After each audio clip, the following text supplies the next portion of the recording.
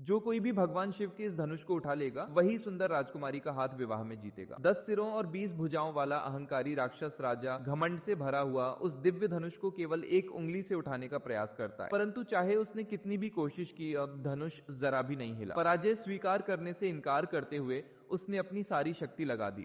अंततः धनुष को थोड़ा सा खिसकाने में सफल हुआ, लेकिन शिव अपने पवित्र धनुष को किसी अत्याचारी द्वारा उठाए जाने की अनुमति कैसे देते। शिव ने केवल अपने पैर के अंगूठे का हल्का सा दबाव दिया और राक्षस राजा पूरी तरह शक्तिहीन हो गया। जनसमूह की हंसी के बीच राक्षस राजा को शर्मसार होकर वहां से जाना पड़ा। सीता का हृदय अब शांत हुआ। उसे विश्वास था कि यह स्वयं भगवान शिव ही हैं जो उसकी रक्षा कर रहे हैं। राक्षस राजा द्वारा बाधित समारोह अब पुनः आरंभ हो सका। अगले दिन के स्वयंवर से पहले जहां उसका पति चुना जाना था, सीता को भगवान शिव का धनुष वहां ले जाना था।